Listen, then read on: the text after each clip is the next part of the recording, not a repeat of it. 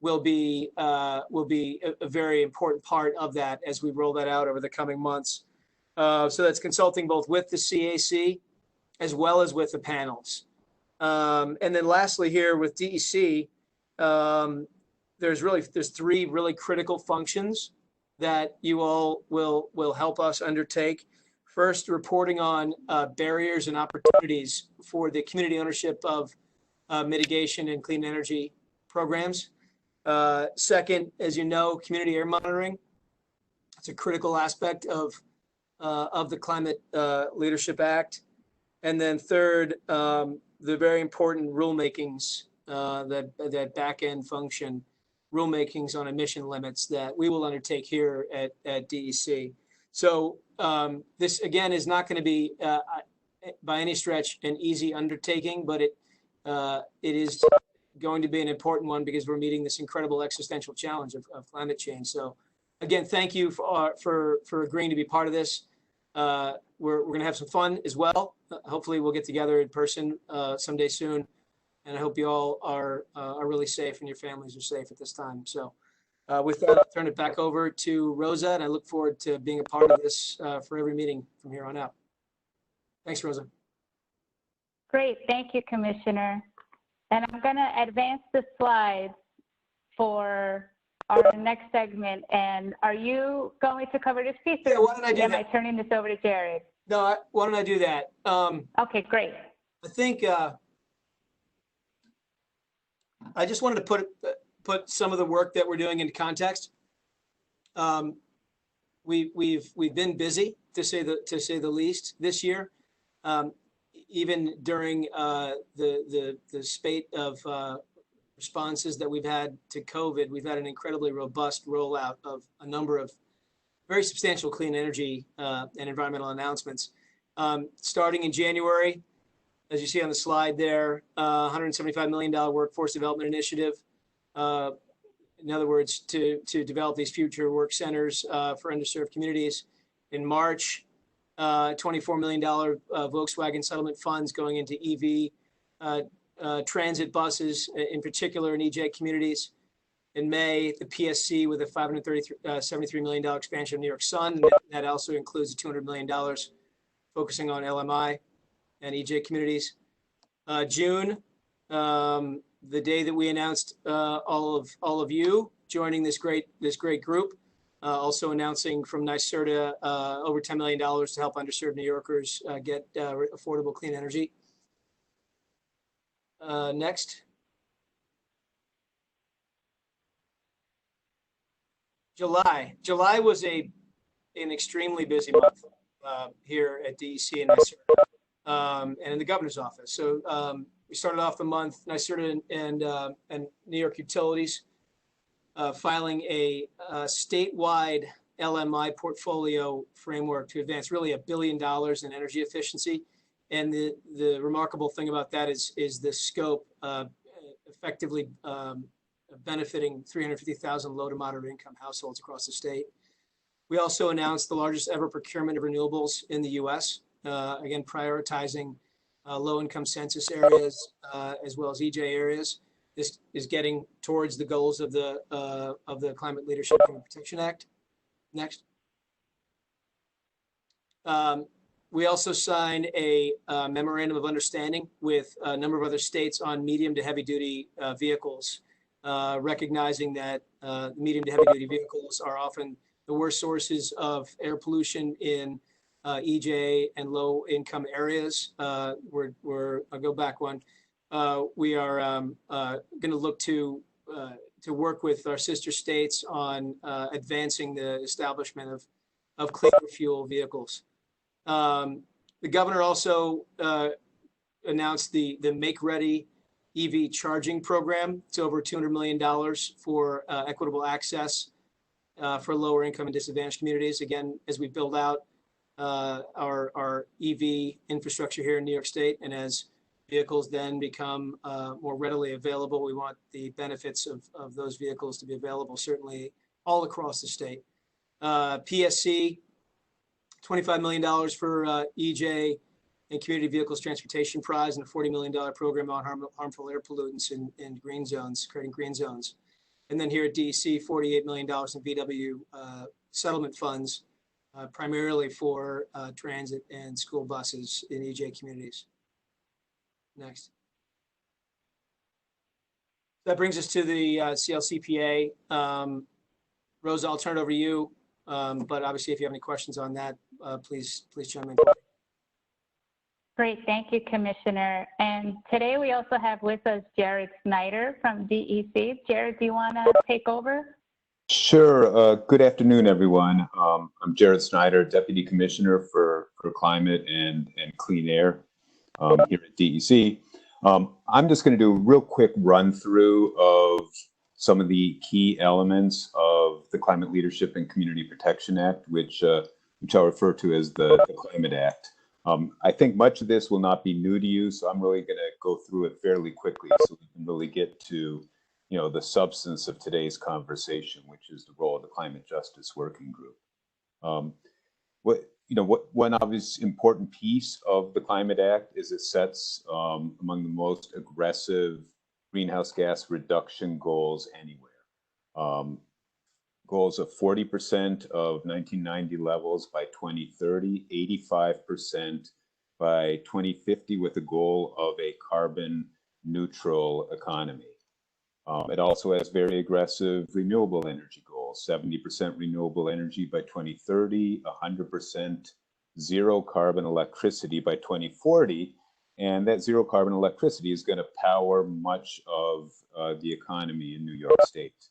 So then it establishes the Climate Action Council. Next slide, please. And the Climate Action Council is co-chaired by Commissioner Segos and the president of NYSERDA. There's also 10 other state agency representatives and 10 appointees. The primary job of the Climate Action Council, which we'll talk about, is to adopt the scoping plan to achieve those aggressive emission reduction goals.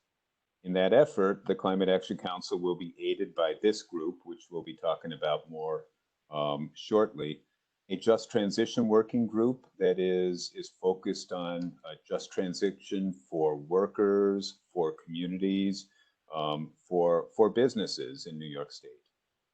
There's also 6 advisory panels that will be appointed in various subject areas to advise the Climate Action Council as it goes about its work to develop a scoping plan. Next slide, Rosa. Now, the scoping plan will outline the recommendations to achieve those emission targets and a carbon neutral economy.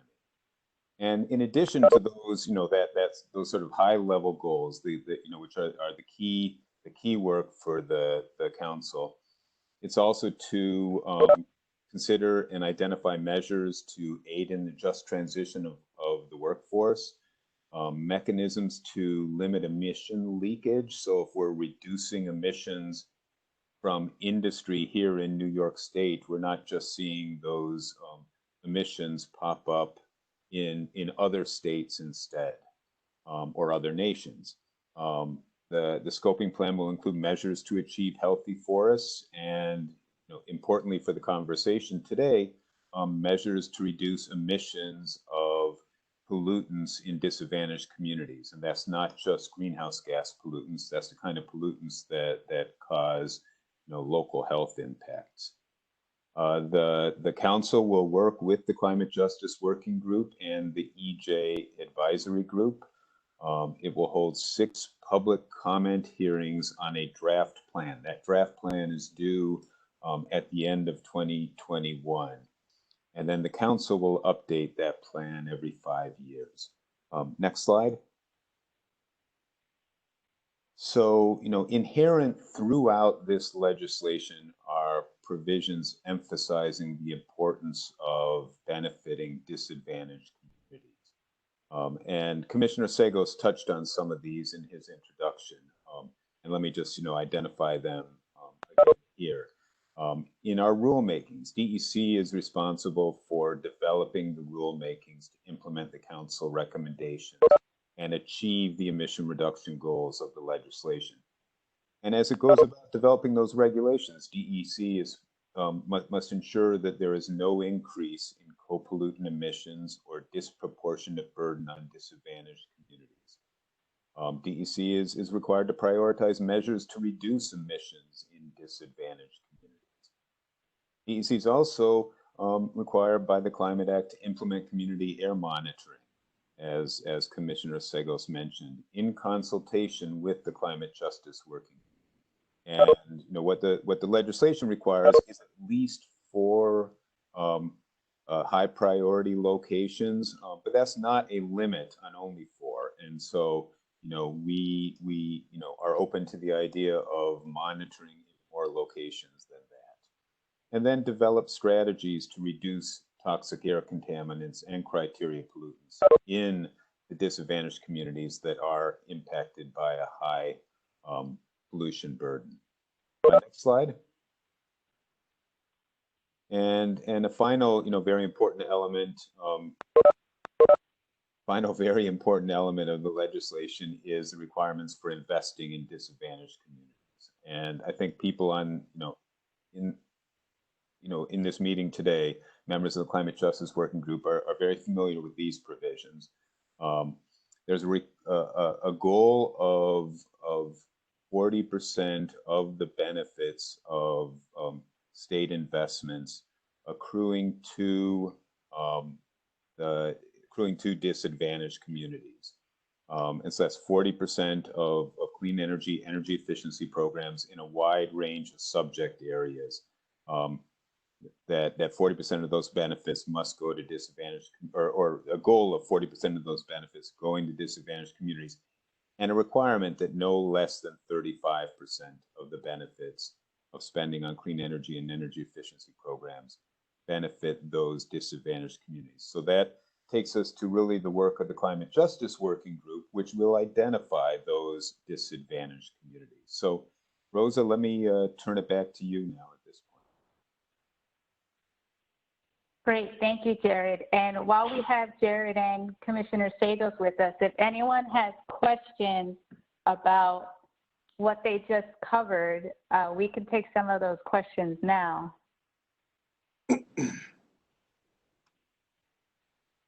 And while we're waiting for questions, Rosa, I'll just say one thing. We will be having the next CAC meeting soon. I expect an announcement to go out soon about that. And as I mentioned during the last meeting, we expect to take up the panels at that meeting. So just watch out for scheduling on that. I expect that to be a robust meeting. Great, thank you, commissioners. Did anyone, I have a question coming in. Anyone from the working group have a question they want to voice to Jared on what we just covered? So Rosa, I will stick around and okay. if any questions come up in the course of the deliberations today. Great. Hi, thanks. this is Eddie. Can you hear me? Yes, Eddie, we can. Hey, so sorry. Thanks for the comprehensive overview. Just out of curiosity, that was a lot of different buckets of funding that there's an express commitment for EJ communities. Commissioner or Jared, have either of you given, or has there been any discussion about how those expenditures are going to be tracked? I mean, if we're going to try to cleave to the 35–40%, we're wondering how the monitoring is at least until we give better guidance as a working group. How do you guys, how will the tracking of that funding be executed on your end to ensure that you're meeting the target of 35–40%? So this is Jared. That we're already in the process of developing an inventory of what those various investments are. We recognize the importance of tracking compliance with that requirement. And so as I said, we started to identify those programs, but we will be developing that methodology to be sure that we're tracking the benefits throughout this process.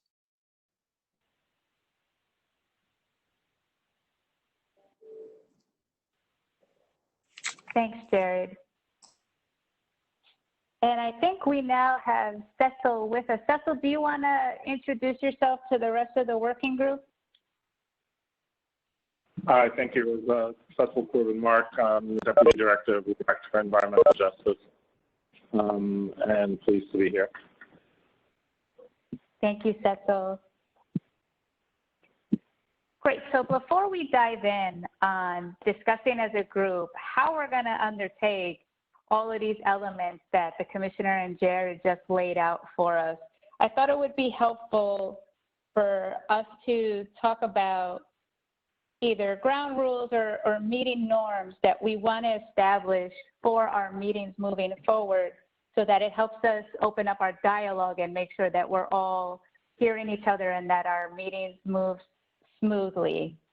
Does anyone have a protocol or a ground rule they'd like to bring up?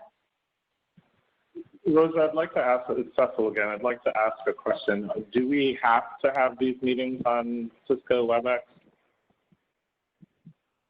That is the platform that we have through the state, but I guess I can take that question back and see if we can use another platform. Do you have a preferred platform? I mean, I think many of us probably, I'll just speak for myself, I'm into that. You know, Zoom is certainly a lot better.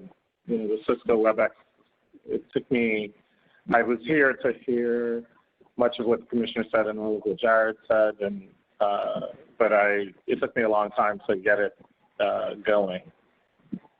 I called in and then had to, you know, wait for it to get going. So I just make a note of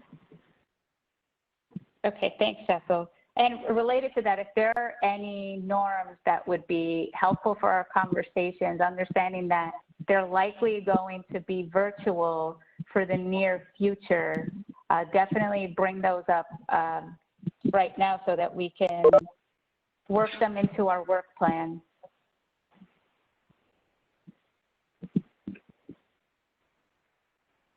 Anyone else on meeting efficiency or structures for our meetings?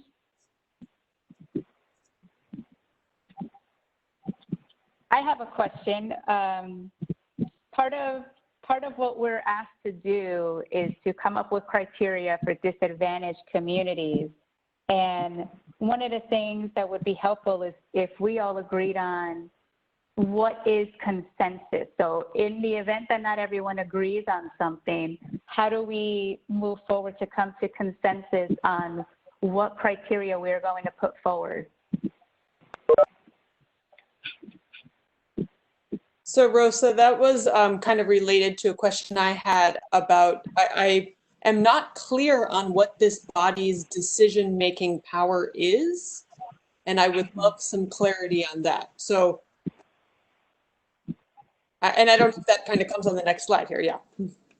Sure, I put it here because I figured we would want to remind ourselves on what we are doing as a body. And you'll see the first one that was described, and with all of the different elements from the Climate Act that flow from this definition of disadvantaged communities.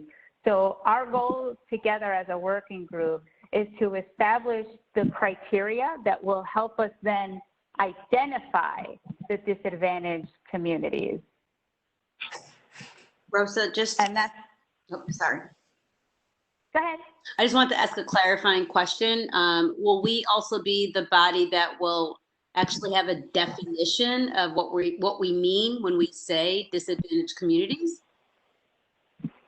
That's the goal, Rawa. So we're looking at first, the way I look at it is kind of in steps versus the criteria. So what is it that we're going to use to identify or define disadvantaged communities? And then the next step is how do we use those criteria to operationalize them to get to that definition? And so Rosa, this is Debbie again, just again, a clarifying question. Are the recommendations of this working group what will go to the Climate Action Council, or are we, I guess, I'm trying to just kind of hone in on Yeah, to what degree are we advisory and to what degree are we decision making? Great question. And you'll also see, we'll go through it. There's a lot of consultation points with this working group from the Climate Action Council and also from DEC for their rulemaking to achieve statewide emission limits and the community air monitoring program. But the criteria, that is the working group's main task. And those are not recommendations to the council. Those are what we are coming up with. Thank you.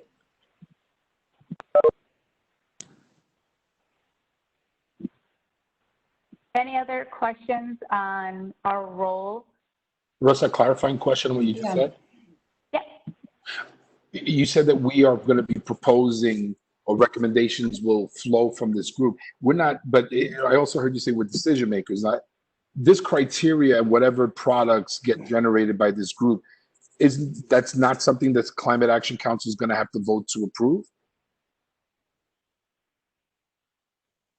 Like we're not, it'd be great, but I'm just wondering, we're not the ones deciding what disadvantaged communities are, and that whatever definition we land on, that becomes the decision for the state of New York.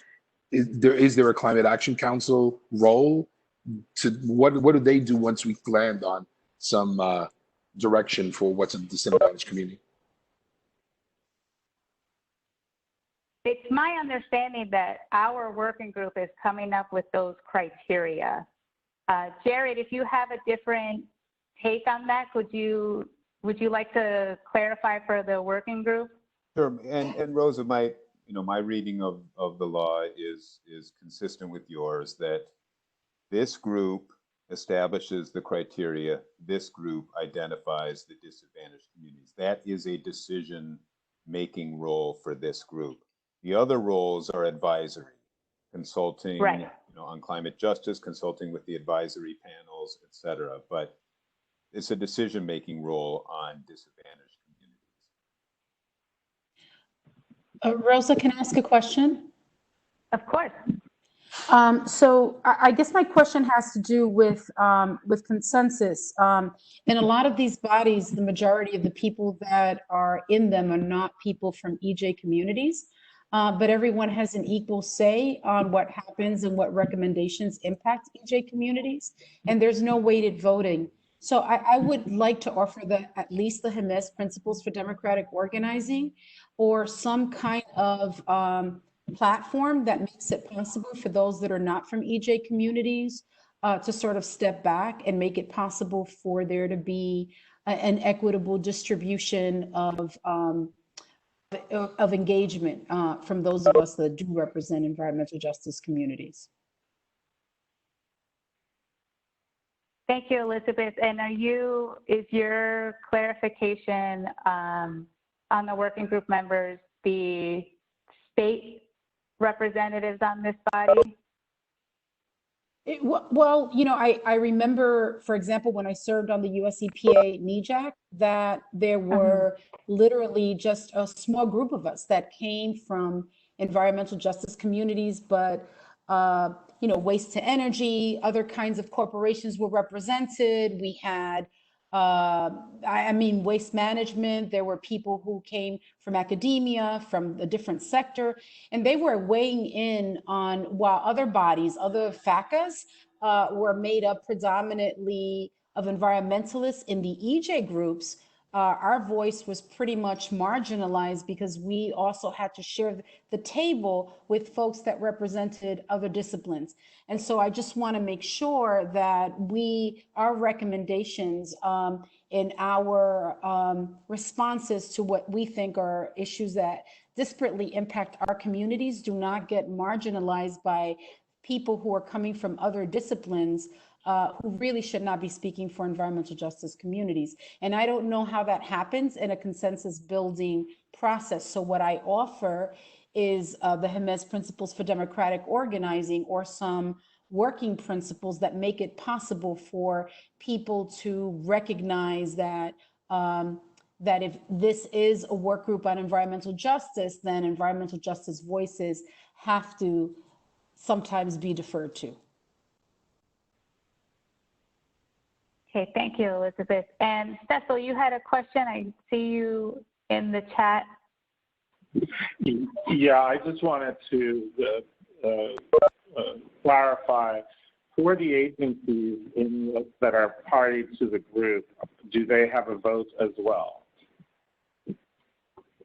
Or is it just the group, is the voting body just the appointed members beyond the agencies?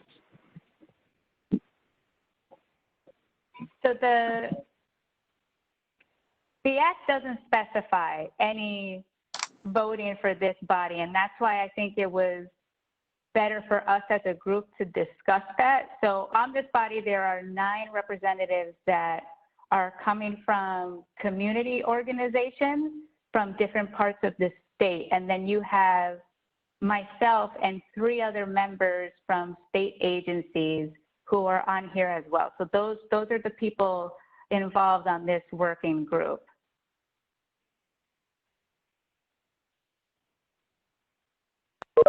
So I'll Right, just weigh in here if I can. I think that it's important for you all to give us information or ideas on how best we can ultimately achieve consensus, whether it's using HEMES or another system.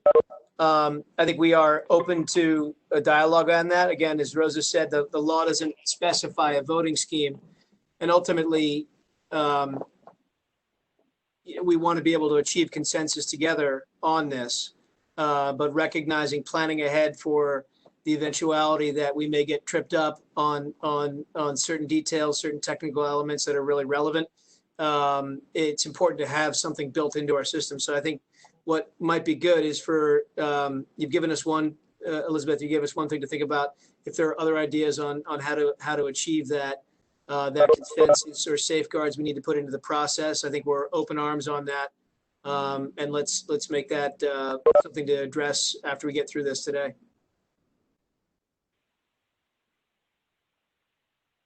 Thank you, Commissioner. And did anybody else on the working group want to comment on the getting to consensus part of the conversation?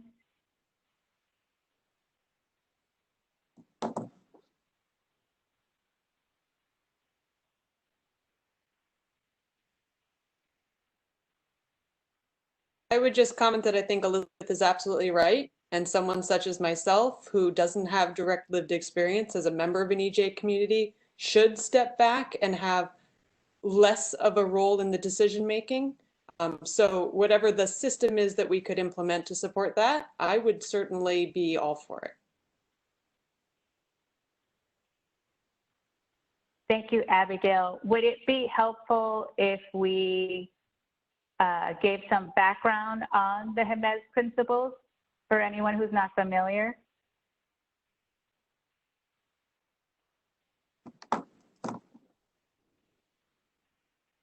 I don't know, Rosa, if this is a good time to do that, but I do think that when we're through with this call, that we can send some information to everyone who's a panelist so that they can sit with them. I just would not want to derail, because this is our launch, and I think that we have a long agenda to get through. But I'm happy that you are considering it. I'm really grateful that you're considering it, and happy to share with everyone. Okay, thank you, Elizabeth. And Joe, do you have your hand raised? Yeah, I just have a much more fundamental or kind of basic question.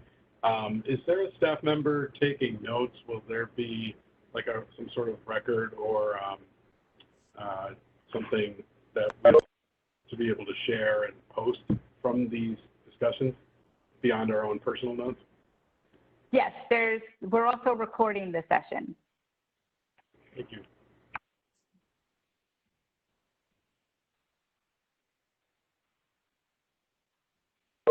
Great, so we'll table the conversation on getting to consensus if there's no other input.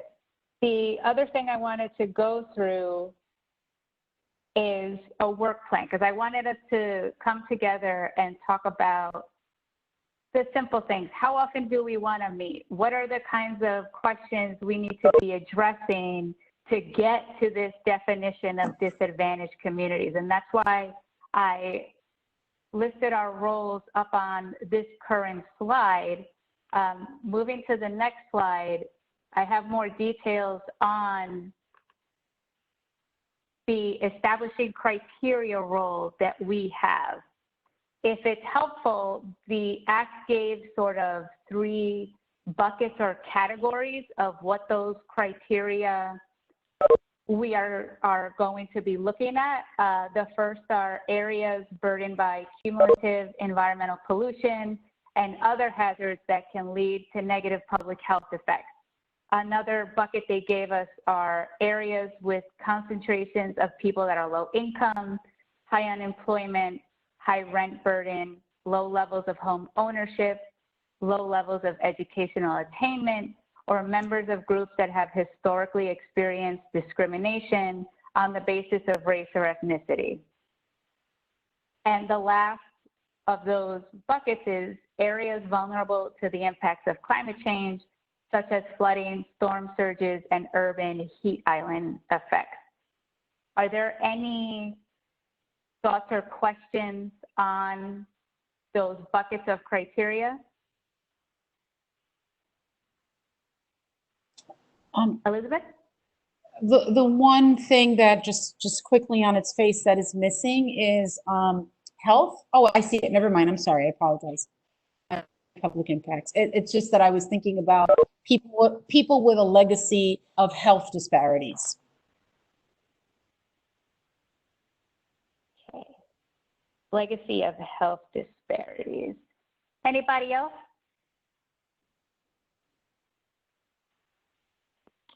Rosa, this is Chris Cole from Minnesota. So another thing to think about is, how do we address households or residents that might be like income eligible or have a lower income, but might not live in kind of the geographic parameters that we're identifying here? I mean, so how should we think about those residents in terms of our criteria here?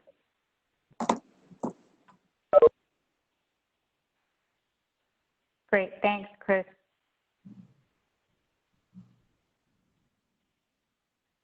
Rosa, can I just add in the second bullet, also, I think high energy burden should be on there.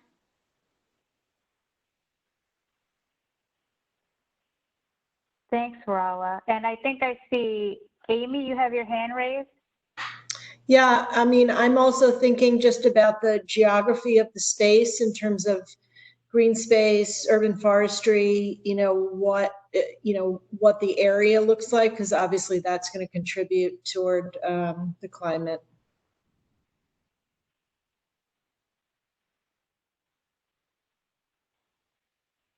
Amy, does that fit under the urban heat island effects? It does, but I think, just in terms of looking at the environment of an area I think it's an important criteria to look at the urban forest, the canopy of, the urban forest, to look at parks, to look at other green spaces. That gives you a really good spotlight on, what is happening in a particular community. Got it.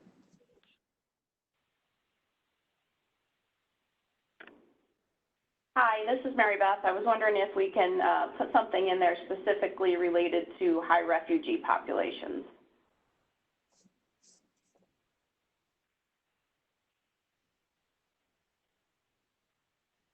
Okay, thank you, Mary Beth. Question that I would have just, is there a distinction between a disadvantaged community and a vulnerable or disadvantaged population? And I think maybe this gets to what Chris was mentioning about the geography of it.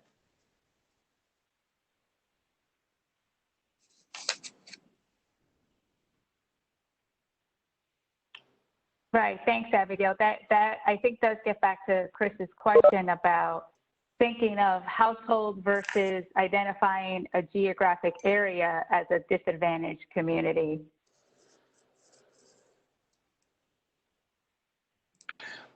Hey, it's Eddie.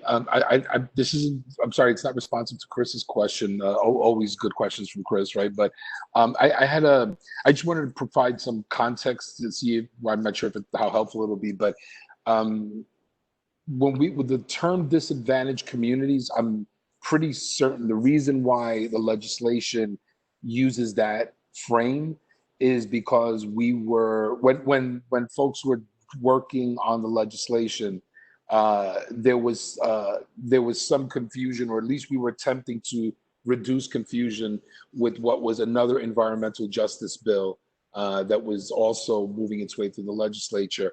So I think that was to avoid the confusion. We may have confused things even more, but if anybody's just wondering why the term disadvantaged communities and not EJ communities, I think that there was some attempt not to confuse it with another bill. Again, I'm not sure how helpful that is, but that's my recollection of how we landed on that particular term.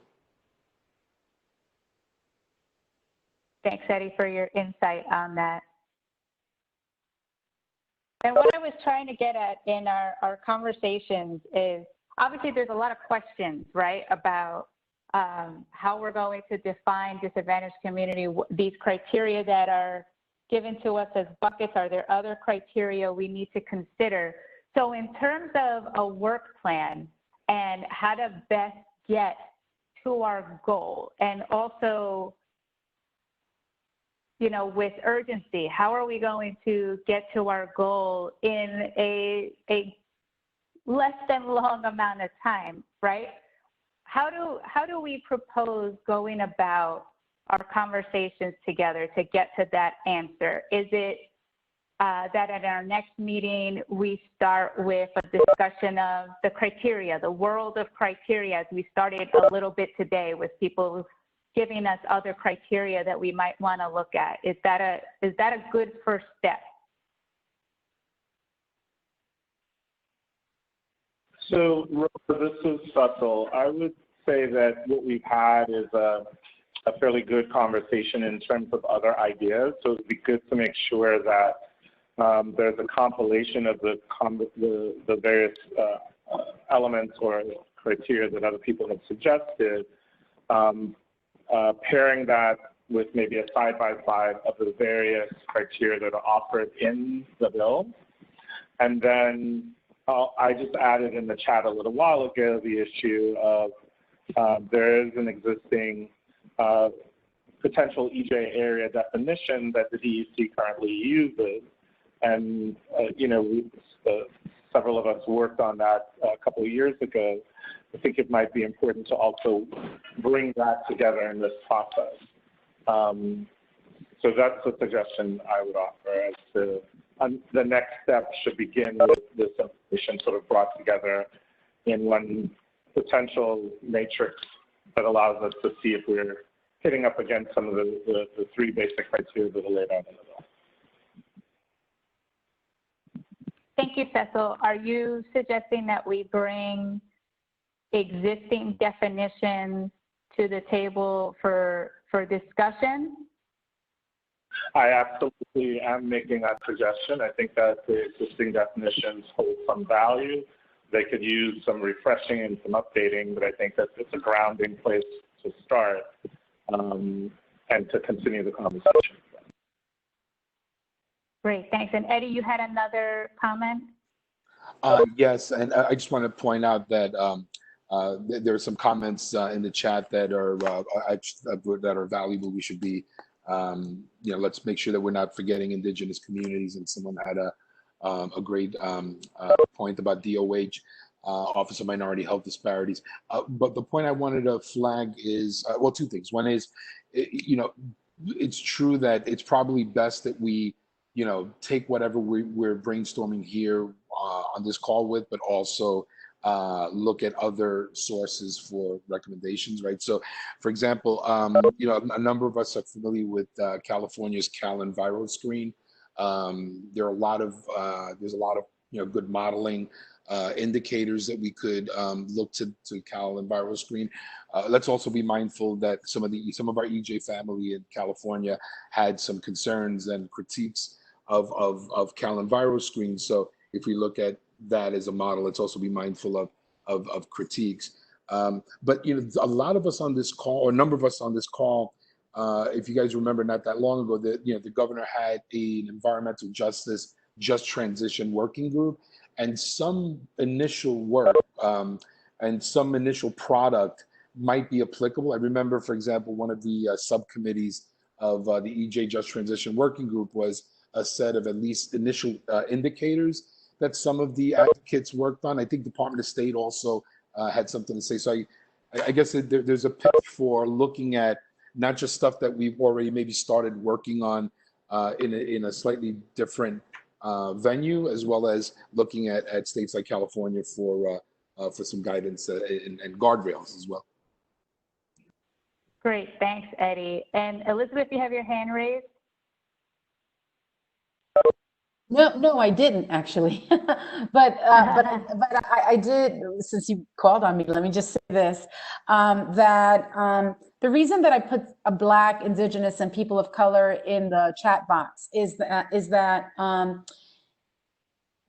studies show that for Black communities, regardless of income, even if they're middle income, that they are more likely to be impacted by environmental racism and by extreme weather events. And so income is not enough when you're talking about Black communities and other people of color, because environmental burdens have literally been cited in middle income Black communities. So I just want to clarify that, because oftentimes people talk color, and honestly, just being Black alone makes you particularly susceptible to not only extreme weather events, but the dispersion of chemicals as a result of being in a community that has been unfortunately environmentally burdened. So I just wanted to flag that. Great, thanks, Elizabeth. So I'm hearing from Cecil and others that it would be helpful at a next meeting to talk about what are existing definitions that the state is using, and perhaps even what other states like California have already gone through, and also the prior work of a different environmental justice body that was convened in past years, correct? All right, I'm seeing some nodding there. Rosa, this is Chris again. And maybe I'd also offer, building on Eddie and Cecil's comments, it might be worth, early on also to do some grounding in, methods here for how we might, think about using, GIS overlays and, what sort of data is appropriate. So like, as we're thinking about the complexities of building this criteria or this definition, we're gonna have to make sure that the data we're accessing is gonna be, reliable, frequently updated, all that stuff. So, there might be a time, whether it's the next meeting or shortly after, where we can maybe bring in some folks to help us kind of think through like what we have to think about in terms of, data that we use, for this definition. Great, thanks, Chris. What do others think about that? Because I also think that there's going to be other questions once we identify what kinds of criteria we think are the ones, and we pick these are the criteria. The next question is going to be, well, how do we use that? How do we operationalize that?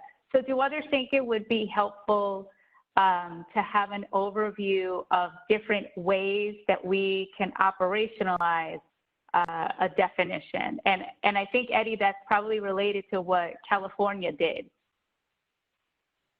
And Cecil, you have a question? So thank you, Rosa. More of a comment. I think as another criteria, the whole concept of cumulative impact on communities, and certainly just wanted to add a couple of pluses to Elizabeth's comments about the issue of how Black communities are impacted regardless of race with regards to environmental burden and environmental injustice. Great, thank you, Cecil. Rosa, I was thinking that, once we come up with this criteria or even the draft criteria, to lay it against how this criteria could be measured, because, you know, unless there's some measurement that could be applied toward it, I think, you know, there's not going to be any follow through on that. So I think that would be important to understand where the data is. Great, thanks, Amy. Anyone else from the working group who hasn't had a chance to weigh in? I'm trying to make sure I'm scrolling and catching all the hands that get raised.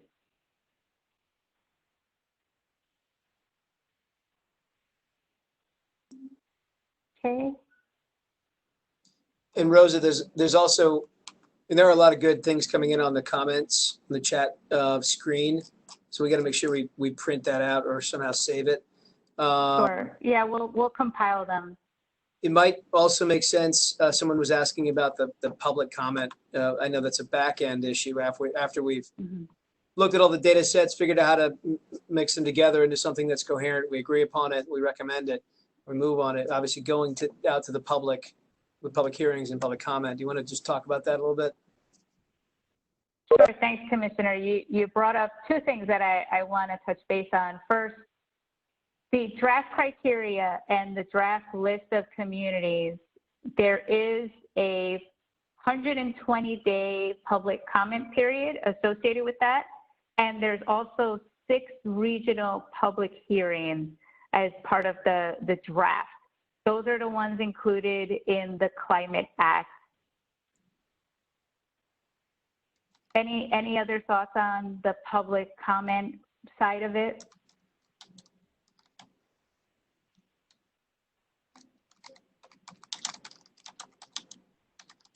Okay, I don't see any hands raised. The other thing Commissioner Sagos brought up, he used the word data sets, and I think that's something else that's gonna be part of our conversation, because as we identify these criteria that we wanna consider, the next question as part of operationalizing is, well, how is that kind of information collected?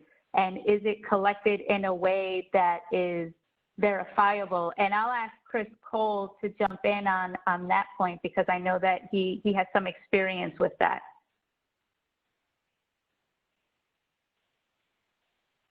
Sorry, I was on mute.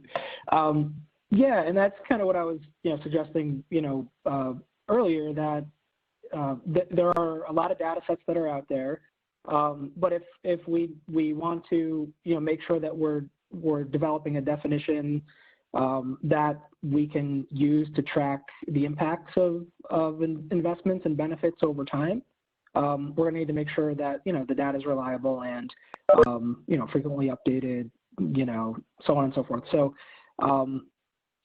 there's some other considerations for when we actually think about the methodologies for developing kind of this composite definition that includes all these different indicators.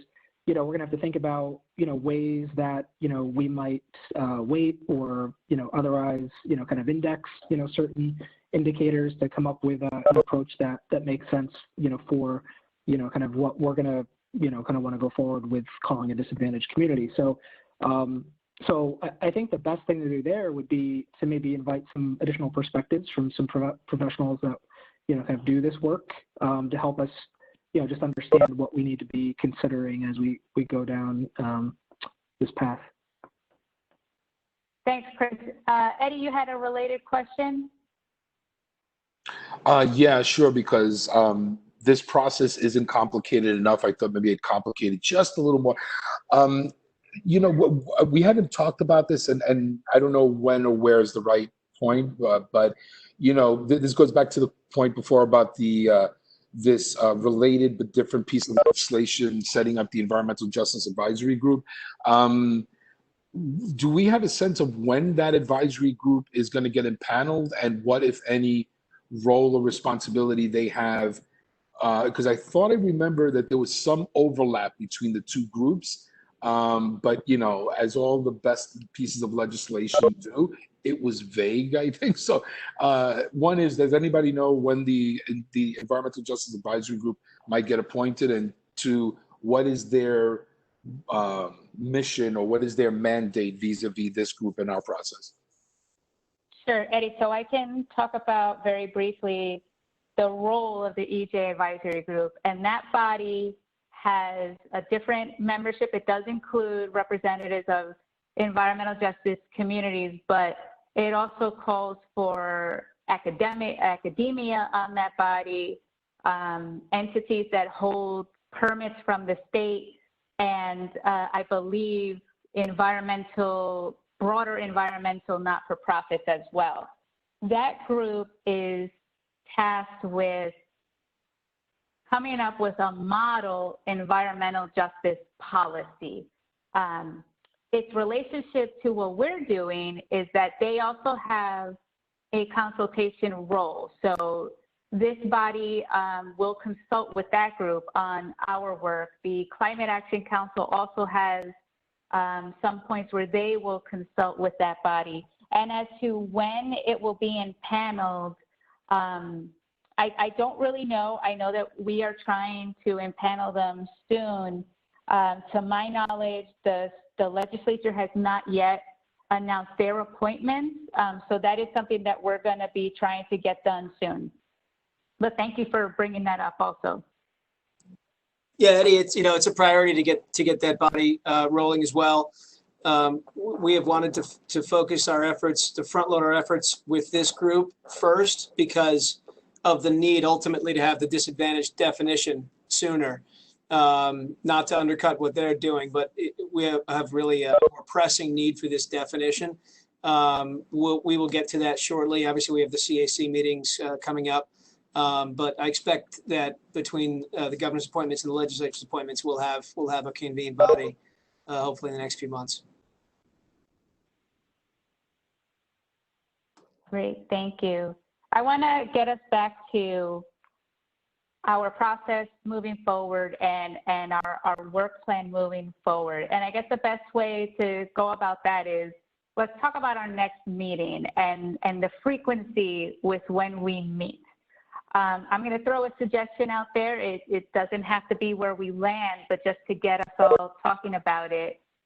The idea that we meet monthly with the next meeting coming in September. Does anyone have a reaction to that proposal?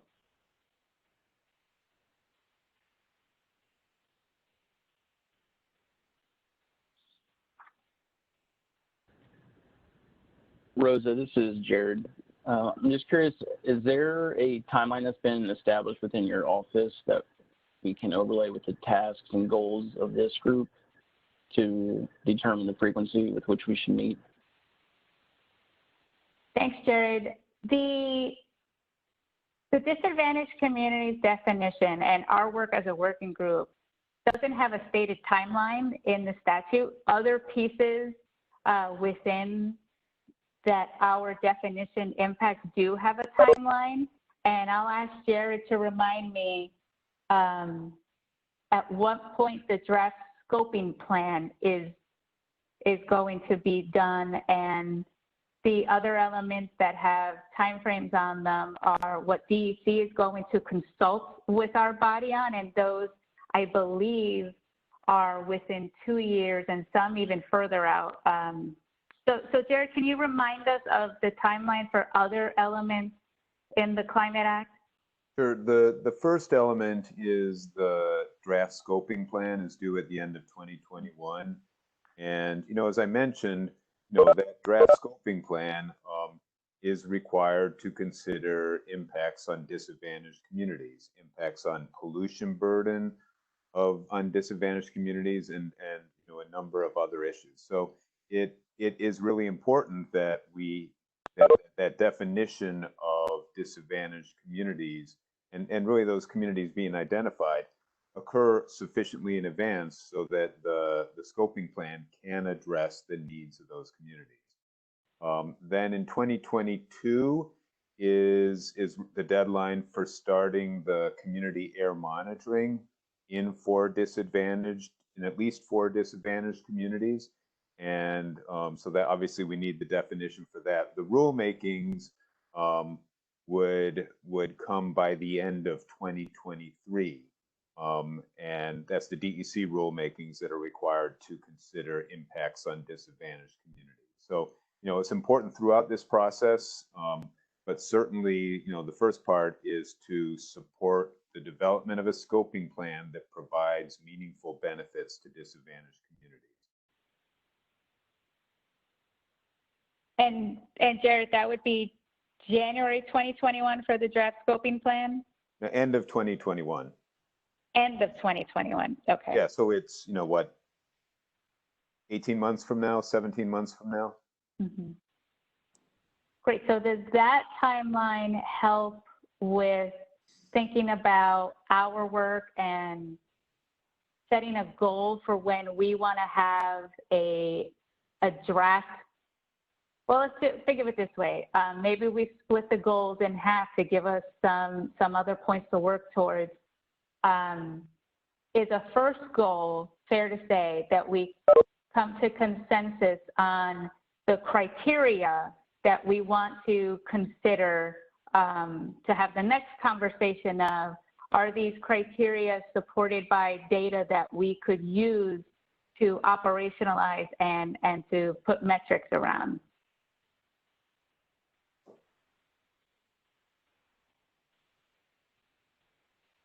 Any reaction on that being our first goal, is coming to our group consensus on the criteria we want to consider? Or maybe another way we can do this, Rosa, also to get to what you're asking, is to suggest, circulate after this call, a drafted schedule for the coming months, envisioning a series of meetings, what each objective is for each meeting, what we can do between the meetings in terms of while complying with open meetings law, what kinds of communications can we have, whether one-on-one or as a group, to hone some of the discussions so that we get to the next meeting and there's expectations as to the progress we've made. It might be just one way to do it. So maybe like a 6-month calendar with a few meetings in there, maybe a meeting every month or whatever it can be in terms of scheduling. And then specific goals for each ones that fit into what we're doing on the CAC side, panels side, and then ultimately when the Environmental Justice Advisory Group gets established, how that fits into it. So I think it's lots of moving parts. How do we pull them all together? And that might be just something we can circulate to the group if that's okay with everybody. I like that idea. And Cecil, you have a comment related to that? It's a lot for us to assemble, and I think we have to give ourselves, we have to have more meetings than just once a month. I do not think that it's going to be, realistic for us to sort of work through all of any sort of possible permutations we come up with and make sure that we are all comfortable if we're going to use a consensus model in an effort to stand up something that has to be sort of used as a part of a draft scoping plan in 2021, at the end of 2021. So I would just offer that in your proposed scheduling, there's probably got to be, a few more meetings than just once a month. Are you thinking, Cecil, more like twice a month, like a bi-weekly kind of schedule?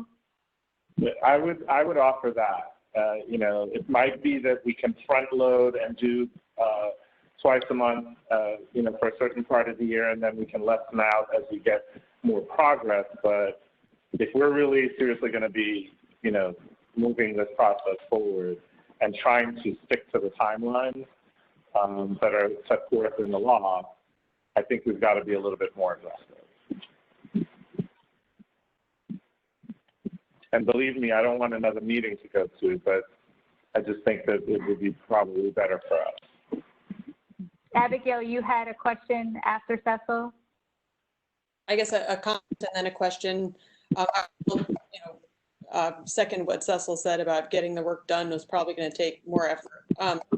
The comment also, I wonder if we can kind of intentionally think of this as an iterative process. And I'm thinking specifically here about, you know, I think we'll need to test the criteria that we develop, you know, looking at does it include the populations that it will need. So I would hate to see us like nail down criteria and kind of settle on that and then later be like, well, oops, we forgot X, Y, and Z. So just, you know, to leave ourselves some wiggle room to go back and forth on that, I think I'd feel more comfortable with. And then my actual question was, I'm curious where in this process we might address the definition or measurement of overall benefits of spending, and what that means. Because I know specifically for our community, you know, there are economic development projects that are in the, you know, potential environmental justice areas as defined by the DEC that really are not benefiting the community at all. So I think digging into that question a little could be helpful as well.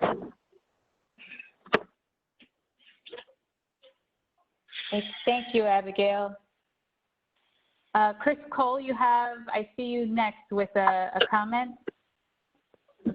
Yeah, thanks, Rosa. So I was also going to suggest, you know, as the commissioner noted, you know, putting together like a 6-month work plan makes sense. And I think also we should give some thought to the various work streams, right? So as we're thinking about what we have to get done before we actually go forward and hold the public hearings, what needs to be done before, you know, a draft set of criteria is out for public comment.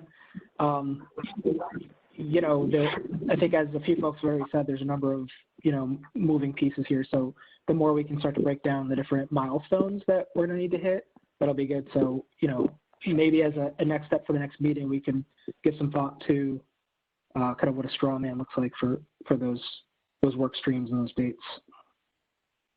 Okay, thanks, Chris. And next I had Eddie with a comment. Yeah, I just want to, I don't know where I land on the frequency of meetings. I just want to remind folks that from the EJ perspective, from what I know about some of my fellow EJ executive directors and others on this call, we are juggling 1,000,001 things. And there is an EJ advisory board in New York City.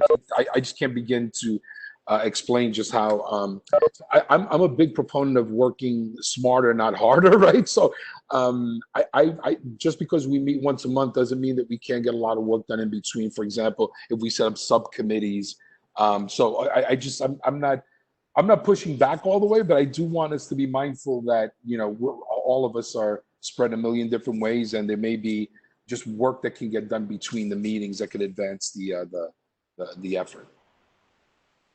Thanks, Eddie. That's a good point, and we are very thankful that so many of you who we know are juggling way too many things are also taking the time to go through this important process with us. We have just about 6 minutes left, so I have a couple of next steps, and one of those is, as suggested by the commissioner and others, I will put together a looking forward 6-month plan that will include all the milestones that we need to meet and be mindful of. And I will share that with the group so that everyone can reflect on it and try to build more into that work plan.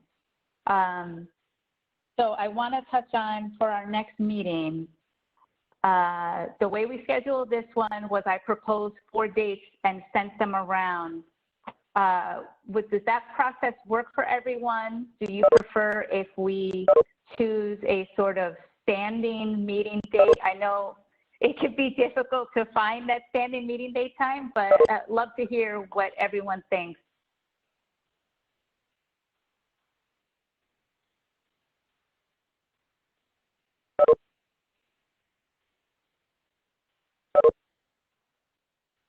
So great. Why don't we, for the September meeting, I'll do the same thing. I'll propose 4 dates.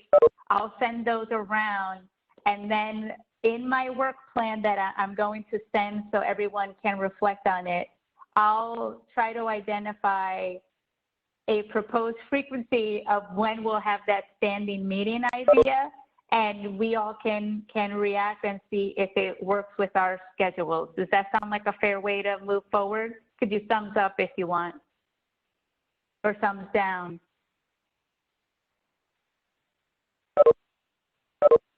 Great, thanks. I'm seeing a lot of yeses in there. Any last thoughts before we move on? Any other next steps that anyone wants to propose?